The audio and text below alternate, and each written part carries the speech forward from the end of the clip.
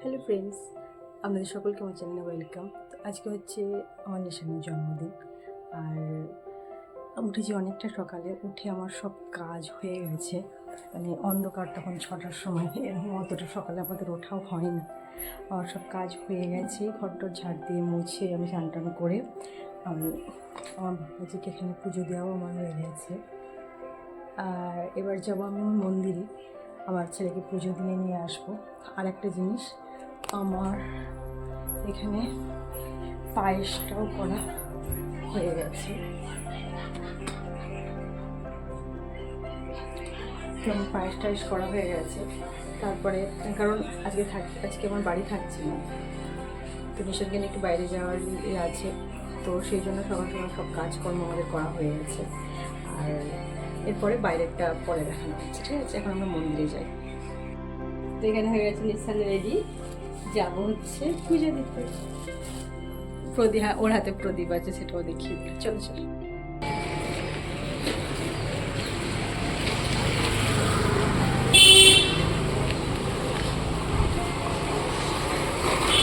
করিনি, হ্যাঁ ফুল এখানে থাক। হ্যাঁ দিয়ে দাও হাতে, দাঁড়া পুজোটা না করলেই করে দিবি।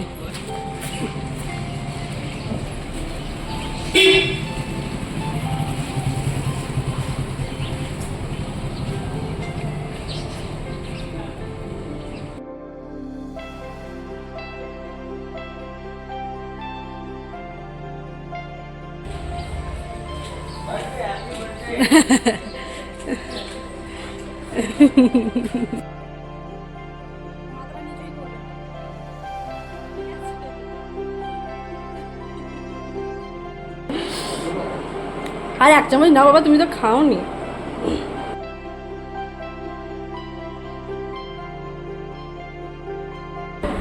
বন্ধ করে দিয়েছি।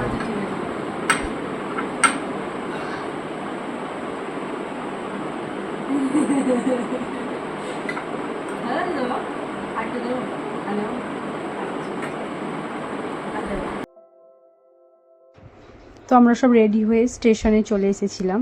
আর এটা ছিল কালকে, নিশানের জন্মদিনটা ছিল কালকে। তো কালকে গিয়েছিলাম আমরা একটুখানি বাইরে ওকে নিয়ে ঘোরাতে। আর স্টেশন 10-15 মিনিটের মতো লেট ছিল।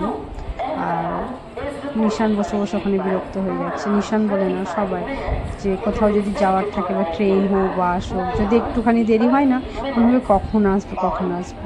তো সেই জন্য বসে থাকতে বিরক্ত হয়ে যাচ্ছিল। ওর সাথে সাথে আমারও আর ভালো লাগছে না যে কখন আসবে যাব। কারণ আমাদের যেহেতু ট্রাভেলিংটা অনেক কম করা হয় না, একটু কোনো কিছু এদিক ওদিক হলে যেন বিরক্ত লাগে। তো সেটাই ওখানে মানে বলছি কখন ট্রেনটা আসবে। আর আমরা না যাচ্ছিলাম বন্দে ভারত ট্রেনে করে। আর এই ট্রেনের আমরা প্রথমবার যাচ্ছি কোথাও, আমরা এরকম ট্রেনে কখনো চাপিনি। আর ভালো লেগেছিল, বেশ সিটগুলোও ভালো ছিল, খুব কমফোর্টেবল ছিল। আমাদের দালাই হবে না নিশান, পাপাকে বলতে হবে খুলে দে। হ্যাঁ পাপাকে দিয়ে দে নিশান।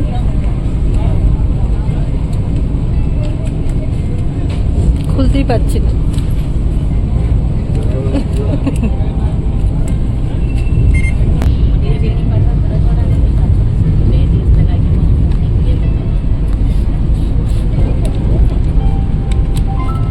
আর অনেক কষ্টে কফির প্যাকেটটা খোলা হয়েছে আমাদের দুজনের দ্বারা। আর কফিটা ভালো ছিল। নিশান তো খায় না কফি, চাও কিছু সেরকম না, খাই না, সেটা আমার জন্য ছিল, তো কফিটা ভালো ছিল।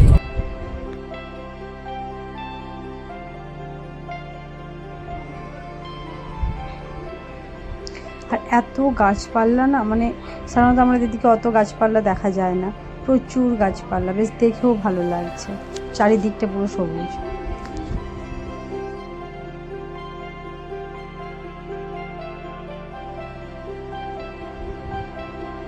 আর আমাদের হট করে কোনো সময় এরকম মানে প্ল্যান করে কোনো সময় কোথাও যাওয়া হয় না, আর এতটা দূরে তো যাওয়াই হয় না। বেশ ভালো লেগেছে গিয়ে, আমরা গেছি।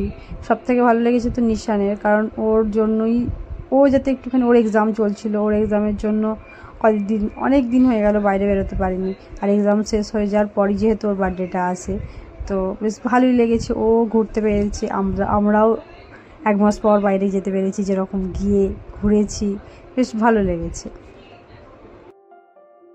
তো আমরা ট্রেন থেকে নামার পর ট্যাক্সি করে আমরা গিয়েছিলাম, আধা ঘন্টা লেগেছিল, আধা ঘন্টা রাস্তা ছিল আমরা যেখানে গিয়েছিলাম।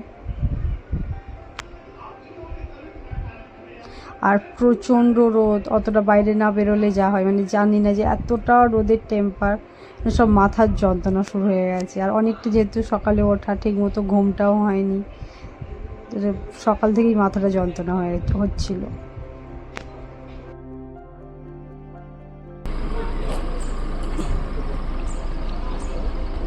আমরা পৌঁছে গিয়েছিলাম যে হোটেলটা আমরা ছিলাম, এটা হচ্ছে সেই হোটেল।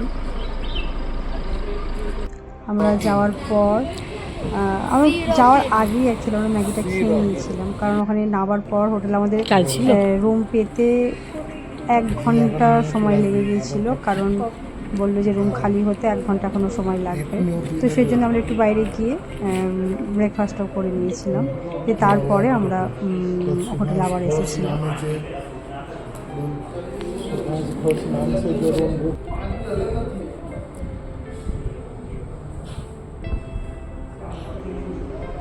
তো নিশান গিয়েছিল ওখানে আমাদের আধার কার্ডের সব প্রুফগুলো দিতে।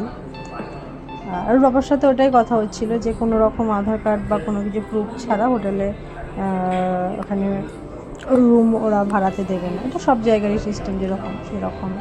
আর অনেকে কী,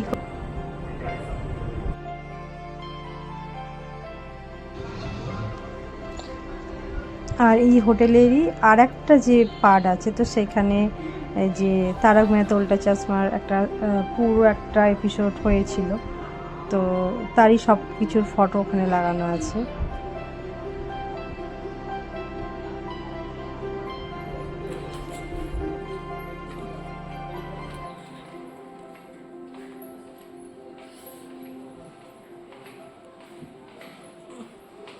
তারপর আমরা রুম কি পেয়ে গিয়েছিলাম, তো আমরা আমাদের রুমে চলে গিয়েছিলাম তারপর। আর এই যে ঢোকার পথে এই যে রাস্তাটা খুবই সুন্দর লাগছিল দেখতে।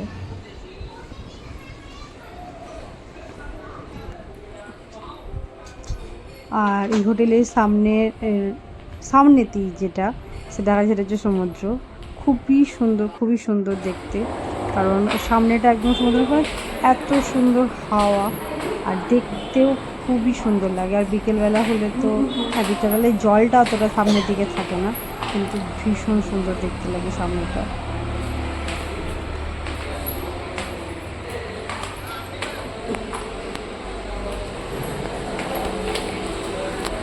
আর এরকম জায়গা থেকে না মনে হয় যেতে ইচ্ছাই করবে না, এত সুন্দর জায়গা।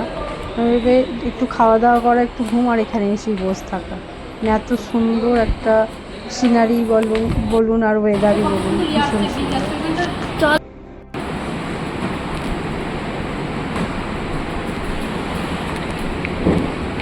চলো চলো, আচ্ছা আমি আমাকে দেবে না।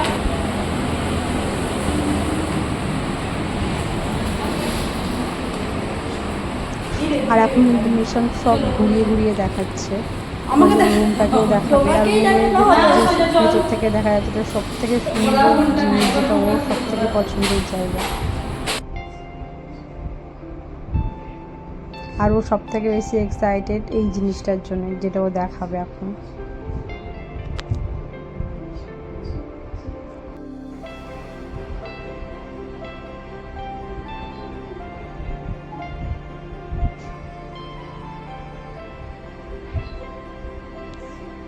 ও দেখে সব, মানে দেখেছে যে ফোনের মধ্যে রুম ট্যুর দেয়, তো আমাকে ও বলেছে, আমিও বলেছি হ্যাঁ ঠিক আছে, যে আমার রুম ট্যুর কিন্তু একটুখানি দিতেই হবে। বললাম ঠিক আছে, একটুখানি দেখিয়ে দেওয়া হবে। আর বাড়ি চলে আসার পর আমি যে এখন ভয়েসটা দিচ্ছি, আমার শরীরটা অতটা এখন আর ভালো লাগছে না, কথাগুলোও সব জড়িয়ে যাচ্ছে।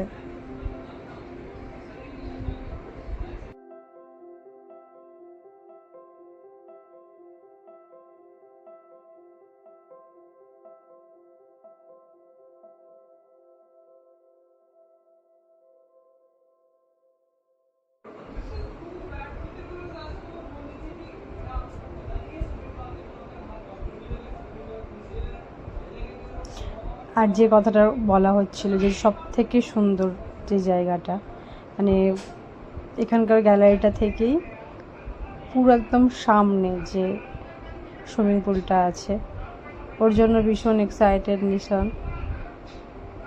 আর এই রুমের পিছন দিকটা হচ্ছে এই সুইমিং পুল, আর সামনের দিকটা হচ্ছে ওই সমুদ্রের ধার। ভীষণ সুন্দর জায়গাটা লাগে দেখতে। আর নিশান তো এসে তখন থেকেই বলছে যে অতটাও লং মানে আমি বাড়াতে পারি বাবা চলো সুইমিং পুলে চলো। ওর মেন মোটিভ ওইটাই যে ও সুইমিং পুলে গিয়ে এখন সাঁতার কাটবে।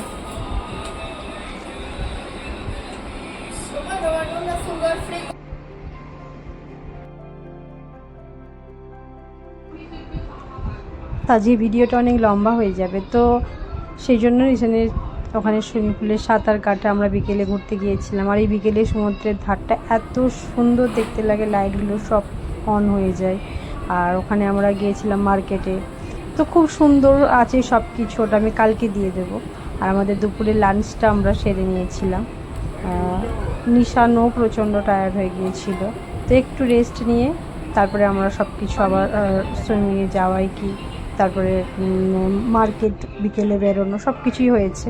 তো আজকের ভিডিওটা আমি এইটুকুনি রাখছি, আর এর পরের পার্টটা আমি কালকে দিয়ে দেব। আর যদি ভিডিওটা ভালো লেগে থাকে তো একটা লাইক, শেয়ার অ্যান্ড সাবস্ক্রাইব করবেন। আর দেখতে থাকুন Priyanka S N lifestyle. Bye bye.